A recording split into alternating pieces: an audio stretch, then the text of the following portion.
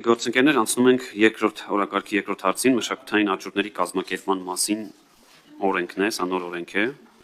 եւ նաեւ դրան հարակից օրենքներում փոփոխություններ կատարելու մասին օրենքի նախագիծն է, հիմնական զեկուցողը նույնպես կրթության, գիտության, մշակույթի եւ սպորտի նախարար տեղակալ Ալֆրեդ Քոչարյանն է, համեցեք։ Շնորհակալություն պարոն Գաբրիելյան, աճուրդների համակարգում ամբողջ աշխարհում կարևոր տեղ են զբաղեցնում մշակութային աճուրդները, որոնք խթանում են արվեստի ստեղծագործությունների, վաճառքի մեխանիզմների եւ գործիքակազմի զարգացումը, արվեստի շուկայի ձևավորումը։ Այս առումով մշակութային աճուրդները կարևոր հարթակներ են, որոնք ձևավորում եւ արտացոլում արվեստի շուկայի տեղաշարժ եւ դինամիկ զարգացումները։ Ներկայում Հայաստանի Հանրապետությունը մշակութային աճուրդների դաշտը կայացած չէ, որը բացասական ազդեցություն ունի ընդհանուր արվեստի շուկայի կայացման գործում։ Մասնավորաբար կանոնակարգված չեն արվեստի գործերի արգուվաճառքի գործընթացները, բացակայում է արվեստի պատկերասրահների, աճուրդային տների եւ արվեստագետների միջև համագործակցության էկոհամակարգը, որը կարևոր նշանակություն ունի ընդհանուր արվեստի դաշտի դինամիկ զարգացման, արվեստագետի վարկանիշի բարձրացման եւ արվեստի նոր միտումների ձևավորման գործում։ Միաժամանակ արվեստի ստեղծագործությունների բաց հոսքեր եւ թափանցիկ շրջանառությունը ստեղծում են հնարավորություններ պետության կողմից մշտադիտարկում իրականացնելու եւ պետության համար կարևոր նշանակության մշակութային արժեքների ձեռքբերման տեսանկյունից։ Սույն նախագծով հիմք է դրվում Հայաստանում մշակութային աճուրդների դաշտի կայացմանը։ Նախագծի ընդունմամբ կապահովի արվեստի շուկայում նոր տնտեսական մեխանիզմների ներդրումը եւ ընդհանուր միջավայրի կայացումը, որը կնպաստի ժամանակակից արվեստագետների հանրաչափմանը, արվեստի ստեղծագործությունների արժեվորման եւ շրջանառության լայնմանը, առաջարկ պահանջարկի եւ մշակութային արժեքների գնային նոր չափորոշիչների սահմանմանը, ինչպես նաեւ ստվերային շրջանառության կրճատմանը։ Կապահովի ոլորտում համակարգված պետական քաղաքականության իրականացումը, այդ թվում պետական թանգարանային հավաքածուների համալրման գործընթացի կազմակերպումը։ Օրենքի ընդունմամբ հնարավորություն կստեղծվի միջազգային հեղինակավոր աճուրդների տների ներգրավումը հայկական շուկա, որն իր հերթին կնպաստի հայ եւ օտարազգի արվեստագետների, գալերիստների, քննադատների միջև նոր ինստիտուցիոնալ կապերի ձևավորմանը, ինչպես նաեւ միջազգային շուկաներում հայկական մշակույթի եւ ստեղծարար ոլորտների ինտեգրմանը եւ Հայաստանի ճանաչելիության բարձրացմանը։ Ըստ էության, հարգելի գործընկերներ, այս նոր օրենքով մենք բավականին նոր եւ հետաքրքիր միջավայր ենք պատրաստում ստեղծել, որը մի քանի կարևոր ուրեմն նշանակություն ունի։ Մեկ ամենակարևորը, որ մենք ունենանք մեր արվեստագետների համար նոր ուրեմն հարթակ, որտեղ իրանք կարողանան ներկայացնել իրենց աշխատանքները եւ ստանան այն գնահատականը, որը որ կձևավորվի հանրության կողմից, մյուս կողմից սա մի հարթակ է, որտեղ որ մարդիկ հնարավորություն կունենան արգուվաճառքով զբաղվել եւ եթե օրինակ այսօր այդ գործընթացները տեղի ունենում ավելի ստվերային իրավիճակում, սա նաեւ կլինի թափանցիկ եւ նաեւ վաճառողը կլինի ապահովագրված, որ ինքը կստանա իր գումարը եւ գնորդն էլ ապահովագրված կլինի նրանից, որ գնում է բնօրինակ, ոչ թե կեղծիք։ Նաեւ սա իհարկե կստեղծի նոր բրոկերական օրինակ արվեստի բրոկերների շուկայի ձևավորմանը, ինչպես նաեւ հնարավորություն կտա ներգրավել միջազգային ճանաչելիություն ունեցող աճուրդի տուն, որը նաև որոշակի ներդրում է Հայաստանի Հանրապետության համար։ Ընդհանուր առմամբ այսքանը, սիրով կպատասխանեմ հարցերին։ Համեցեք։ Շնորհակալություն պարոն Քոչարյան, ուրեմն տեսեք, բացի նրանից, որ նոր պլատֆորմ է, նոր հարթակ է ստեղծվում, որտեղ հայտերի ընդունման փուլից միջավարտը, եթե ճիշտ եմ ես մեկնաբանում, նաև էլեկտրոնային աճուրդով է տեղի ունենալու այս ամբողջ գործընթացը, բայց տեսեք հոդված 5-ում 10-րդ կետը, որտեղ այստեղ արտացոլվում է մշակութային աճուրդն անվավեր կարող է ճանաչվել միայն շահագրգիռ անձի հայցով, դատական կարգով, հետո մշակութային աճուրդն անվավեր ճանաչվելու դեպքում կազմակերպվում է նոր աճուրդ, այստեղ մի փոքր սկտորը խնդրում եմ բացեք, որ դեպքերում կարող է անվավեր ճանաչվել։ Ենթադրում եմ օրինակ, եթե կեղծ տեղեկատվություն է ներկայացվում եւ այլ դեպքերում պատասխանեք մյուս հարցը եւս հնչեց։ Շնորհակալություն, այո, միանգամայն ճիշտ եք, եթե բացահայտվի առելևույթ որևէ հանցագործություն է տեղի ունեցել այդ արգուվաճառքի ընթացքում, ասենք բնականաբար այդ դեպքում կարող անվավեր ճանաչվել, մնացած բոլոր դեպքերում չի կարող եւ նաեւ սա նշեմ, որ լինելու է լիցենզավորված գործունեություն եւ շատ բաներ մենք արտացոլել ենք հենց լիցենզավորման կարգի մեջ, այսինքն այդ խախտումները եւ այլն։ Շնորհակալ եմ, ենթադրվում է պատասխանատվություն է նաեւ հետեւում դրան, բանել Բացի դա, տեսեք, տրամաբանությունը հուշում է, որ ուզում եք այդ պատասխանատվության մասով էլ ասեմ, ուրեմն պատասխանատվության որևէ հատուկ բաներ այս օրենքի նախագծում արտացոլված չեն, քանի որ արդեն իսկ Հայաստանի Հանրապետության այլ իրավախախտումների օրենքներով ինչ նախատեսված է դա պետք է լինի, իսկ ինչ վերաբերվում է աճուրդի կազմակերպչի նկատմամբ որևէ սանկցիաների, քանի որ ես նշեցի, որ դա լինել է լիցենզավորված գործունեություն, դա այդ ամբողջը լինելու արտացոլված լիցենզավորման կարգում, եւ արդեն կարգի պայմանները խախտելու դեպքում մենք ուղղակի կասեցնենք լիցենզիան։ Շատ լավ, ու որպեսզի պարզ լինի առնվազն ինձ համար, նաև այս երկրորդ կտորը, տեսեք, դիցուկ ես որևէ կտավ ցանկանում եմ վաճառել, տեղադրում եմ հարթակում կամ ներկայացնում եմ, ասեն շատ կարճ էլ ես գործընթացը, գինը սահմանելու process-ն է ինձ հետաքրքիր, որտեղ դա խիստ անհատական է եւ հեղինակի, եթե թողնենք հեղինակին, կարող է սահմանել թեկուզ անգին համարել իր աշխատանքը, այստեղ կա որևէ զսպող գործիքներ կամ կոնկրետ շեմ, որով որոշվում է, օրինակ, սա խելամիտ շեմ է, թե ոչ, արժեքին է վերաբերում, ասածս ընդամենը, ոնց է ձևավորվում այս process-ը, հետաքրքիր է։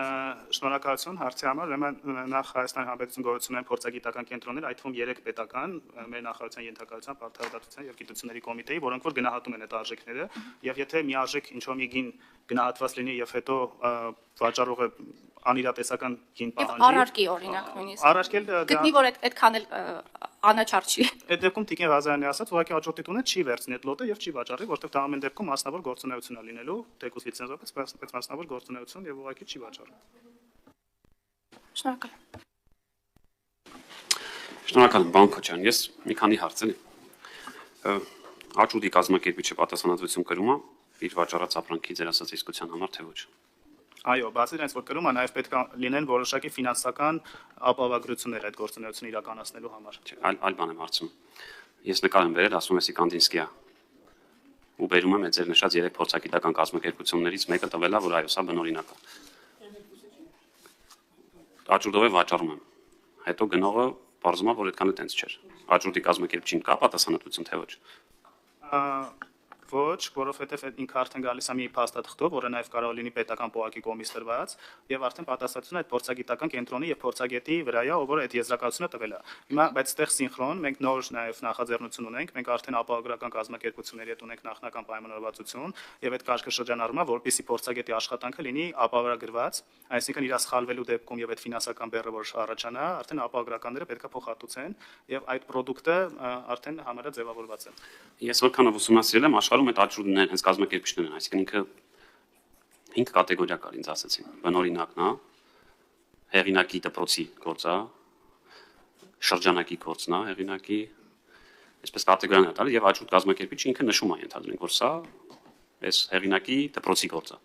Ես որպես գնող, ես արդեն գիտեմ, որ ինքը մոտավորապես տվել է այս շրջանակը, վաղը կբարձվի տենց չի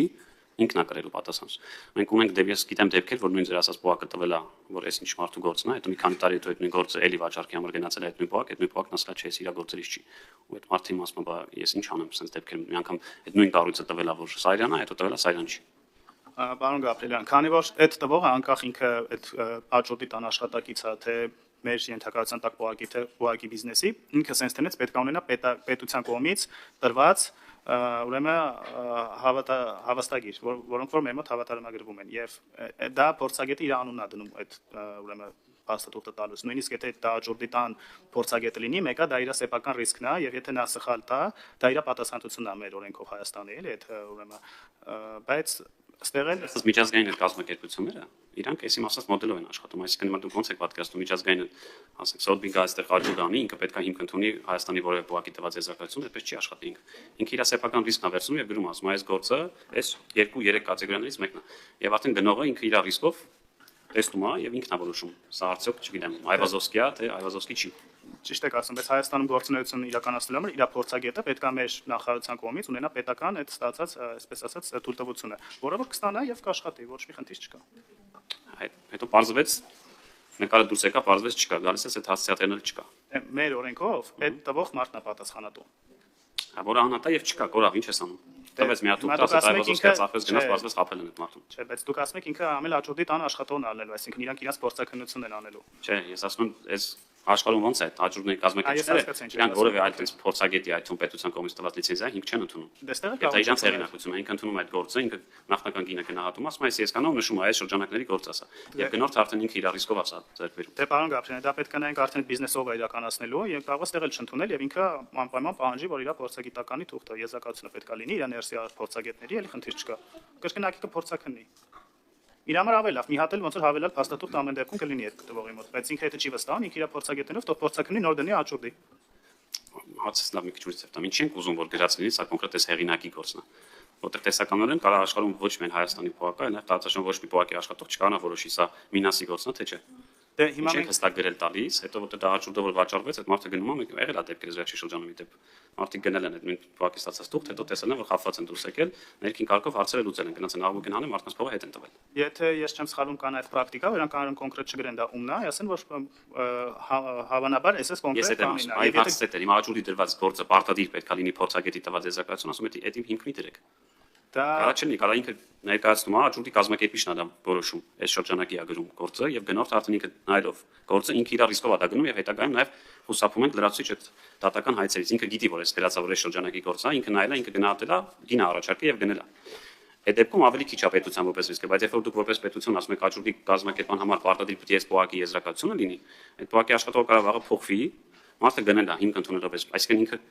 ոչ թե իր ռիսկով է որոշել, որ սա իսկապես է հեղինակի գործն է, եկել է ձեր տված թղթին հավատացել է, գնել է, հետո տալու ուշտեղ բարձվել է այդ գործը չի։ բայց մենք չենք ասում որ պարտադիր պետք է լինի, մենք դա չենք դրել որ պարտադիր պայման պետք է լինի։ Տեսեք, մենք դա չենք էլ կարանենք, որովհետև կա ժամանակակից արժեքները, որոնք առհասարակ չեն ընկնում մշակութային արժեքների չափորոշիչների տակ։ Օրինակ այն բանանը, որ վերջերս սկոտչով կպցրած վաճառվեց, ինքը կոպիտ ասած ժամանակակից արվեստի գործ է, նման գործերը կան առհասարակ որևէ թուղթ չունենան եւ ուղղակի դրվեն աճուրդի։ Դա արդեն այդ պայմանագիրը, որ այդ լիցենզիան կկնքվի ոնց որ աճուրդի կազմակերպչի հետ, այդ բոլորը արդեն այնտեղ մենք կարող ենք հետները բանակցել։ Սա նաև ապահովագրենք այդ աճուրդի կազմակերպչին, որովհետև իր հեղինակությունն է, եթե ինքը եկավ գործ դրեց, որը հիմք է ընդունել մեր որևէ բողոքի կամ լիցենզավորված մի հատ կազմակերպության գործ, հետո բարձրվել է որ այդ գործը չի, այդ աճուրդին այդ ոլորտը չի կանա Հայաստանում։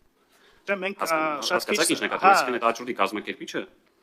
ինքը պետք է պատասխանատվություն կրի իր մասով։ Որտեղ նա չստացվի, ասի դե ես հիմա մի հատ չգիտեմ ինչ որ, ես ինչան տվել էր թուղթ, որ սա ես ինչ հեղինակի գործն է, հեսա դրեցի վաճառեցի, հետո բարձվեց որ այդ ինչ ինչանի գործը չի, ինքը ասի դե ես ինչ գործ ունեմ, մենապետության կողմից լիցենզավորված մարդը տվել էր թուղթը, ես դրեցի ծախեցի սա։ Սա արդեն մի քիչ այդ գործունեության հարցն է, որտեղ մենք իհարկե շատ քիչ ենք սահմանափակելու, այսինքն ազատություն ենք ուզում տանք այդ աշխատանքի համար, բայց տեսեք, եթե աճուրդի կազմակերպիչը դնում է որևէ լոտ եւ ասում է ես ես որևէ թուղթ չունեմ այս արժեքի հետ կապված, բայց սա էլ գինա եւ եթե ինչ-որ մեկ ուզում է գնի այդ պայմաններով, որևէ խնդիր չկա։ Այլ բան, որ բայց այն գնորդները, որոնք օրինակ ուզում են այդ փաստաթուղթն ունենան, որ ասենք այդ կտավի հետ կոնկրետ իրանց փաստաթղթերն է լինի, ոնց որ իրանց համար սա ավելի ապահով տարբերակ է, էլի, այսինքն իրանք ոնց որ կարող են ասել, որ ես օրինակ առանց թղթի որևէ բանի աճուրդի չեմ մասնակցի, որևէ լոտի, որը չունի։ Դա արդեն ոնց որ բիզնեսի աշխատանքային process է։ Ամենից մասը մի հատ է քննարկենք, որտեղ տեսեք, ես մի երկու տենց հեղինակավոր աճուրդներին այլ եմ, այնտեղ չի գրած, որ այսինքն իր վրայից չի հայնում այդ պատասխանը, ինքն է այնց գրում։ Ինքը չի կարող հիմք ընդունի ասել, թե ես ինչ երկրի մի հատ փորձագետ տվեց, որ սա ես ինչ մարդու գործն է, ես էլ վերցեցի վաճառեցի։ Չէ, բայց հավելյալ դրական փաստաթուղթ է, օրինակ եթե ինքը հիմա Աշիլ Գորկի է վաճառում եւ ունի նաեւ Գորկի ընտանիքի փաստաթուղթը հետը որ սա Գորկի է, դա բնականաբար շատ ավելի լավ։ Հիմա եթե ինչ-որ մի առարկայելու կամ արժեքի վաճառում են, որ որևէ փաստաթուղթ չունի, բայց ինչ-որ մեկը մասնակցում է այդ աճուրդին, դա էլ այդ գնորդի ռիսկն է։ Եթե իրան տենց հարմար է, մենք չենք սահմանափակելու։ Եվ նաեւ ասում եմ, կան ժամանակակից աշխատանքներ, որոնք առհասարակ որևէ փաստաթուղթ կարող են չունենալ, բայց նույնպես աճուրդն վաճառում։ Բայց աճուրդի կազմակերպիչը մեկը ինքը պետք է ռիսկը կրի։ Այսինքն եթե անգամ դրասած Գորկու ընտանիքը տվել է Գորկիա բարձվեց չէ, հետո ես որպես գնորդ այդ աճուրդից եմ գնել։ Ես չպետք է գնամ ընկնեմ տեսնեմ որ բողոքի որ աշխատողն է կամ ընտանիքի անդամ է։ Ես գնել եմ քեզանից, դու ես պատասխանատու։ Բայց այս արդեն ինչ որ խոսում ենք, դա արդեն այդ լիցենզիաման կարգում մենք պետք է արտացոլենք, որ եթե օրինակ ինքը որևէ կետ խախտում է, այս մեր ասացներից, ինքը այդ ժամանակ գործունեության լիցենզիայից զրկվում է եւ Ուստեղ այդքան խախտելու խնդիր օրենքի level-ի չի։ Այդքան խախտելու չի։ Ես գնորդ եմ, ես գնել եմ աճուրդից։ Եվ հետո ես որ բարձեցի որ ինչ որ կեղծ բան եմ գնել, ես չպետք է գնամ այդ աճուրդից իմանամ ինքը որտեղից է թուղթը վերց, հետո գնամ այդ թուղթ բարձեմ այդ բողոքի աշխատողներ դեկրետա գնացել կամ այլևս չի աշխատում, գնամ կրակի մեջ։ Ումից ես գնել եմ, ես իրան ինքը պետք է, այսինքն ես իրանից եմ գնել, եթե դու նշել ես այս շրջանը, գնում ես եմ գնորդը, դու էլ վաճառողն ես, որպես որտեղ մեր այս օրենքով այդ աճուրդի կազմակերպիչը ինքը վաճառողն է, չէ՞, հանդես գալիս։ Հետևաբար ինքը պետք է իմ հանդեպ պատասխանատվություն կրի,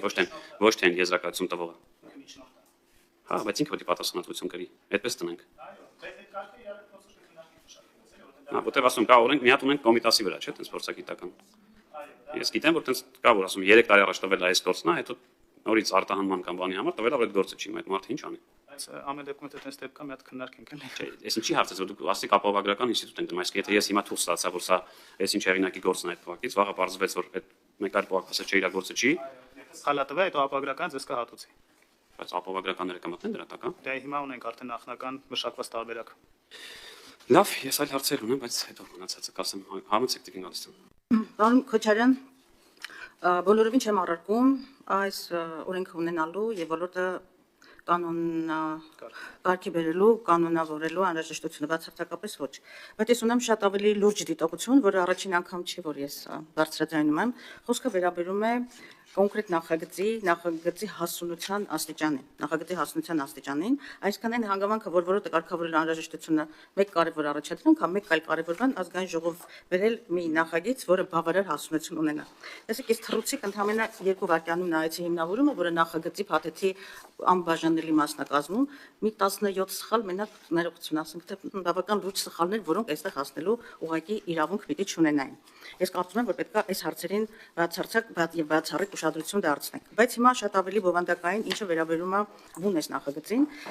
բնականաբար կարդացել եմ եւ անտարբեր չեմ հատկապես այս ոլորտի նախագծերին, եւ նաեւ կարդացել եմ եզրակացությունը, որը տվել է ազգային ժողովի իրավական վարչությունը։ Ցավոք սրտի, այս փաթեթում ընդամենը մեկ եզրակացություն է ներառված, որը ասում է, որ լրացուցիչ ֆինանսական միջոցներ ավելացում կամ պակասեցում բյուջեի վրա վերջ չի անում, բայց այն կարևոր եզրակացությունն է իրավական վարչության իրավական վերլուծությունը, որը 20-ից ավելի լրջագույն ուրեմն թերություններ այստեղ գտել, որոնք բնականաբար իմ աչքից էլ չեն վրիպել, նույն բովանդակությունը տարբեր բառերով ձևակերպելու, նույն հասկացությունը տարբեր բառապաշարով ձևակերպելու, իրավական լուրջ խոցելիությունների, ասենք թե աջորդային գործունեության չափանիշներ չսահմանելու, աջորդի կանոնակարգ եւ աջորդի կազմակերպական կանոնակարգ, այսինքն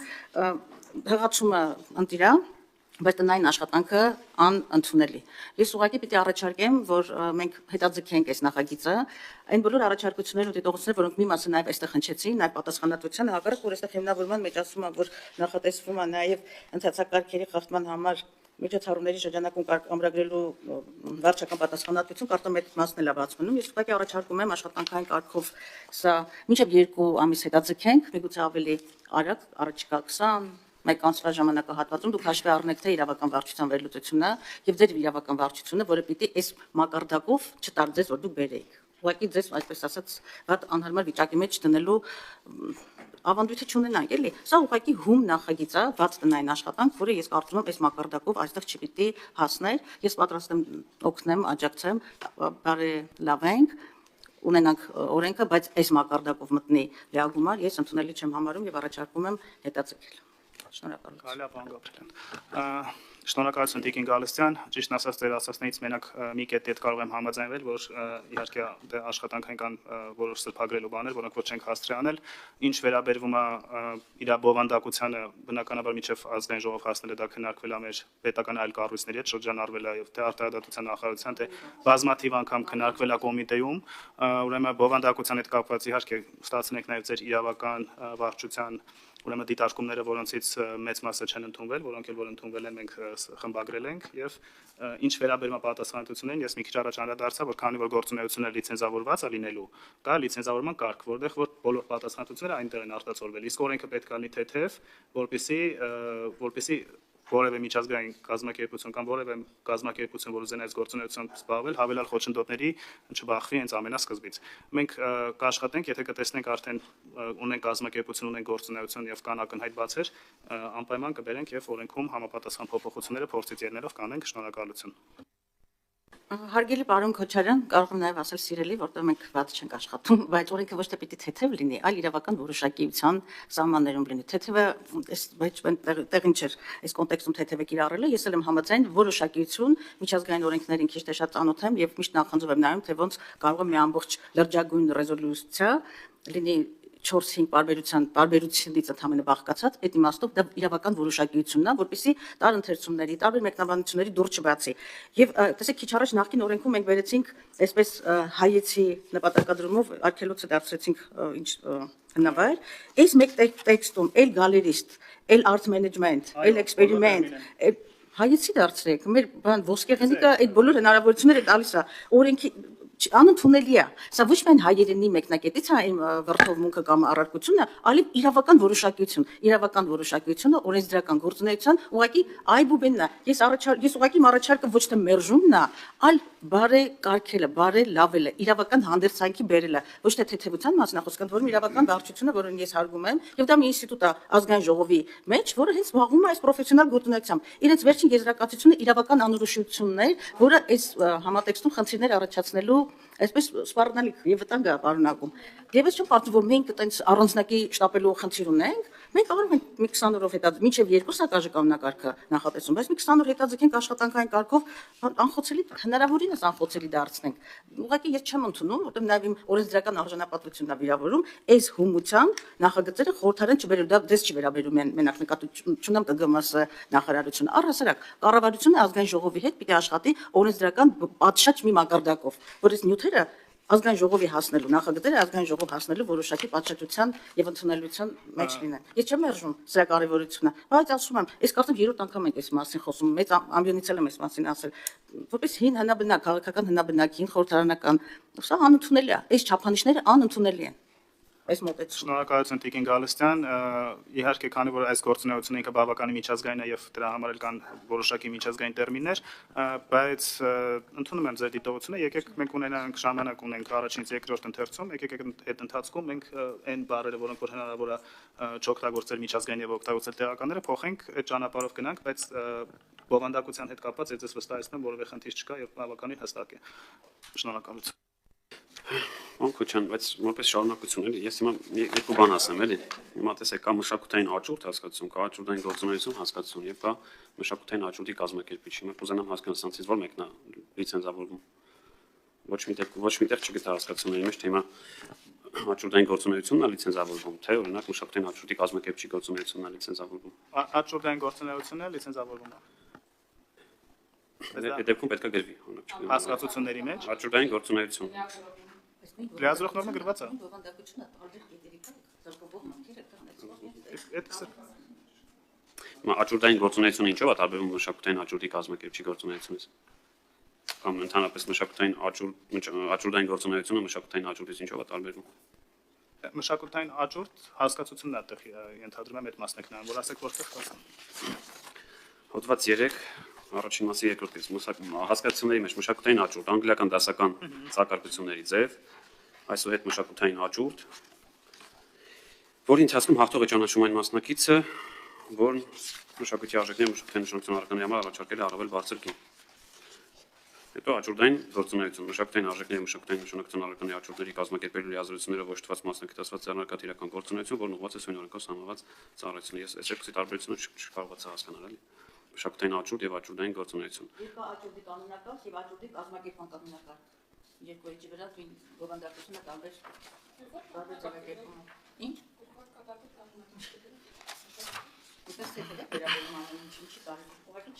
Ինքը շատ լավ բան է, բայց այնպես անենք, որ այս ինստիտուտը կայան է, էլի, որտեվ այս անորոշությունները կբերնան, որ դեր ասած մեկը քիչ հրապարակային է, չեմ ուզում շատ այլ ոլորտի ասեմ, մենք ունենք մի ոլորտ, որտեղ կարողանում ես սովորական թուրքը մուծես եւ օրինակ աշխարհի ամենաթանկարժեք մետաղներից մեկի բանը որոշել թե ինչ հարկի է, դրա համար Հայաստանում ինքը տենց ոնց որ համարվում է, որ դե լավ ինչ ասեք գիտեք, պետք է գրենք լավ էսքան ասում ասեցի էլ ասեմ, պետք է գրենք բան 999 պրոբի ոսկե։ Դրա համար էլ ինքը տենց որ զբոսաշրջիկները գալիս են, իրանք սկսում են արդեն չվստահել կոտված պրոբին, որտեղ գիտի որ ցանկացած մեկը ֆիզանց գնում է ստանում այդ լիցենզիան եւ խփում է ինչ ուզում է։ Այդ դեպքում պարոն Գաբրելյան, ձեր թույլտվությամբ, քանի որ օրենքի ընդունումից նախատեսվում է 6 ամիս հետո իր ուժի մեջ մտնելը, որպեսզի ուղղակի հետո էլ արձակուրդը ազգային ժողովը գնում ենք ժամանակ չկորցնենք, եկեք մենք հիմա ընդունենք եւ առաջինից երկրորդ բոլոր այս հարցերը Տիկին Գալստյանի հետ էլ իրանք այդպես ֆունդամենտալ չեն, էլի, այսինքն լսենք բոլորը սրբագրենք, խնդիր չկա։ Ну, ինձ թվում է հակառակը ֆունդամենտալ այդպես փոփոխություններ են, բայց քանի որ հնարավորությունը վեկային ժամանակ կա առաջին երկրորդ, այսինքն եկեք այդ ժամանակ ես ցես խոստանում եմ, եթե չփոխվի 2 ամսով կհետացնենք, որտեվ իսկապես չհասկացա մշակութային աճուրդի տարբերությունը աճուրդային գործունեությունից ինչով է տարբերվում, էլի։ Ինքը ինձ թվում է նույն բանը պետքա լինի, ու մեկ էլ մշակութային աճուրդի կազմակերպիչ կներեք, բայց շատ անհասկանալի ձևակերպում է։ Ասում եմ մշակութային աճուրդի կազմակերպիչ, բութ իրավունքների տիրապետող աշխատանքներ կամ ծառայություններ առաջարկող, ինչ իրավունքներ տիրապետող, հետո այսինքն ինչ որ բան է, որ պետք է հասկանանք, էլ ինչ իրավունք։ Մշակույթի աճուրդի կազմակերպիչ, գուցե կազմակերպիչ, ես կարամ առանց լիցենզիայի մշակութային աճուրդի կազմակերպիչ լինեմ։ Հետևաբար ստացվում է, որ ես մի հատ մշակույթի աճուրդի կազմակերպչի լիցենզիա պետք է ստանամ, մի հատ էլ մշակութային աճուրդի գործունեության լիցենզիա պետք է ստանամ։ Այդ ցենց հստակեցումներով պետք է դա մի լիցենզիա է, երկու լիցենզիա է։ Եթե մի լիցենզիա է, ուրեմն հասկացությունները պետք է կա դրան, էլի, հասկացաք, որտեղ հետո որ գա այդ պատասխանատվության իմ ասած բանը, դուք պետք է հասկանանք իրան որպես մշակութային աճուրդի կազմակերպիչ այն կխախտել, թե մշակութային գործունեություն, թե ընդհանրապես աճուրդային գործունեության բանջարներն է խախտել, էլի։ Այստեղ ինձ թվում է շատ մեծ անելիք կա, էլի, աճուրդավար կա։ Կարծում կա որոշները իրոք նաև կարողանանք հիմնավորենք ինչի է, էլի, այսինքն եթե համաձայնվեք առաջինից երկրորդ ընթացքում աշխատենք իրար հետ Երկաթյակի գործունեություն, մշակութային արժեքների և մշակութային նշանության առարկան արժեքները։ Լավ, բայց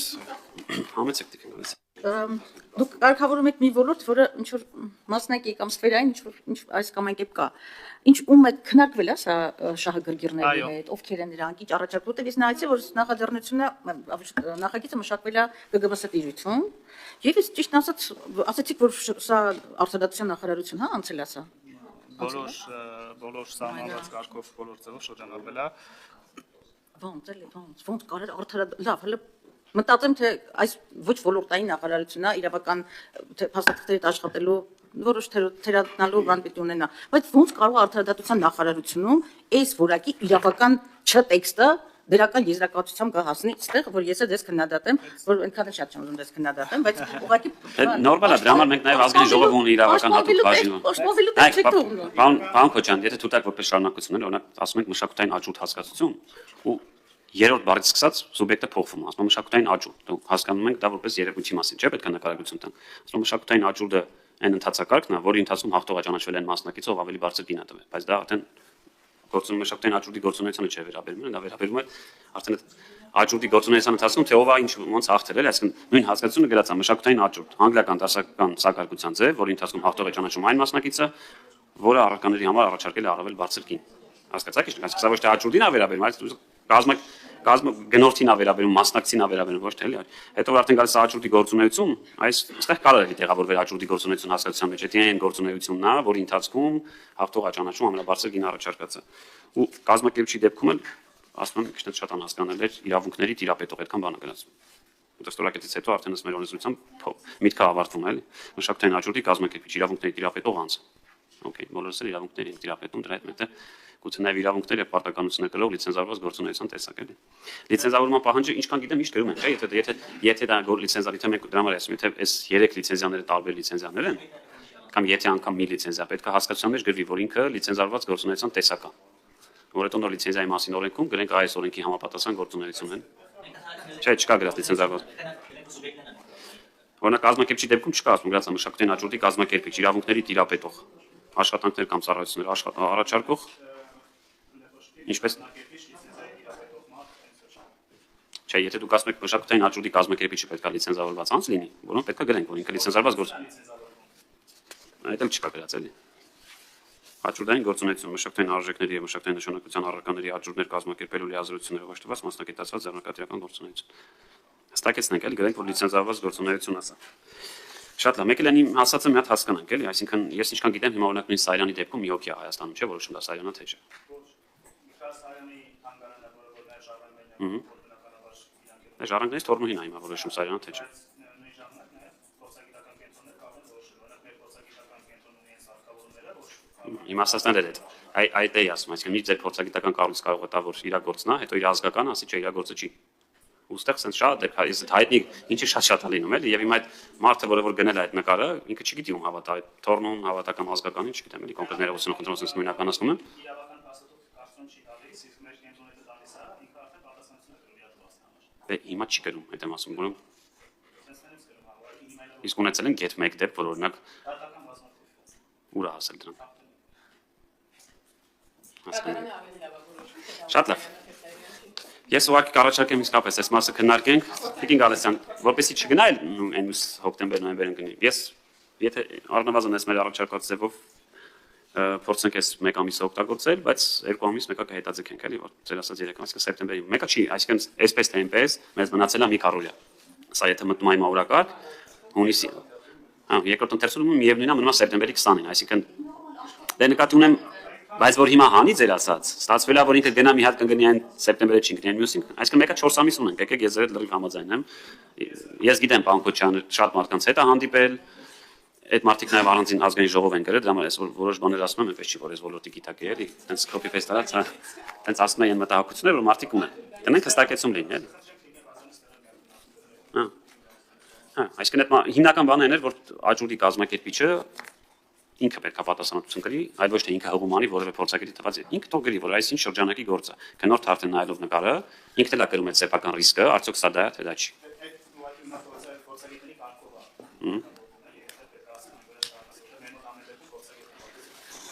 Շատ լավ։ Հարգելի գործընկերներ, համեցեք բան բան։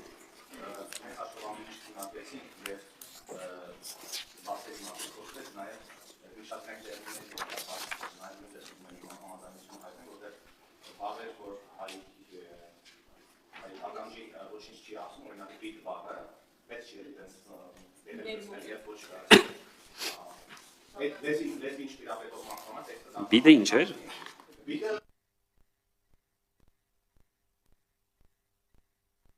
Բայց այստեղ մի հատ հարց կա, որ քանի որ ինքը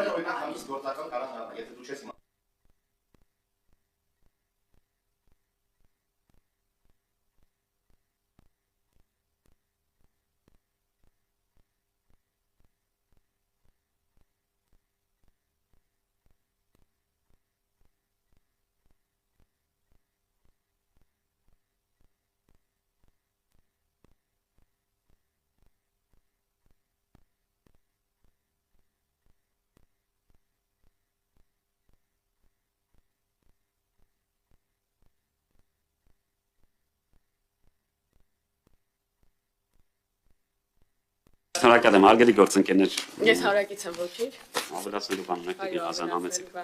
Ես ընդհանրակարգի հետ կապված առաջարկ ունեմ, քանի որ ճիշտ է մշակութային ոլորտի օրենսդրությունն է, բայց ինչքան հասկանում եմ եւ ինչքան ընթերցել եմ ու ինչքան քննարկումից եզրակացրի, շատ իրավական հարցեր կան, որոնց մենք այստեղ չենք կարողանում պատասխանել այնուամենայնիվ, եւ քանի որ ազգային ժողովը կանոնակարգ օրենքը թույլ է տալիս, ես առաջարկում եմ, եթե դեռ չի եղել նիստը կամ եթե եղել է, խնդրենք մեր գործընկերներին, պետաիրավական երկրորդ հարակից լինի եւ իրավական կողմը քննարկեն հարցի եւ գուցե ավելի օգտակար լինի։ Այդ հնարավորություն կանոնակարգ տալիս, որ երկու հանձնաժողովի հարակից ունենա մի նախագիծը, կարող է ավելի արդյունավետ լինի իրավական մասի պատիժների պատասխանատվության եւ այլն հարցում։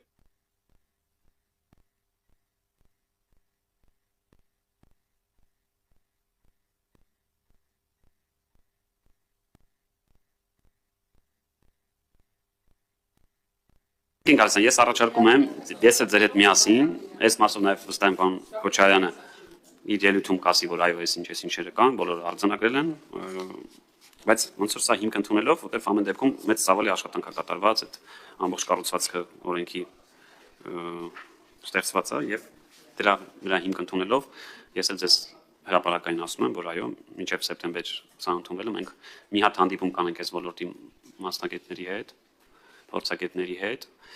Գիտեմ նաև, որ ԿԳՄՍ-ն այլ ծրագրի շրջանակներում նույն ակադեմիական քաղաքի, օրինակ, այնց արվեստի տարբեր հաստատությունների հետ ունեք կնքած պայմանագրեր, իրանցից էլ ես ընթացքում խնդրեմ օրինակ նույն Լոնդոնի, եթե չեմ սխալվում, արվեստների։ Շատ լավ։ Այս 3-4 ամիսը խնդրում եմ օգտագործենք, իրանցից ոնց որ լավագույն ձևակերպումները փորձը ստանանք։ Դե մենք մի հատ ազգային ժողով կանենք։ Դուք էլ մեր բոլորիս մասնակցությամբ։ Շատ լավ, հարգելի գործընկերներ, հետևաբար քվեարկության է դրվում պատմության եւ մշակութային շարժ հուշարձանների ու պատմական միջավայրի պահպանության եւ օգտագործման մասին օրենքում դրացնող փոփոխություններ կատարելու մասին հարցը ովքեր են կողմ 2 ձեռնպահ։ Շնորհակալ եմ։ 2 դեմ, խնդրում եմ արձանագրել։ Եվ հարցը ներառենք առաջիկա նիստերի օրակարգում ովքեր են կողմ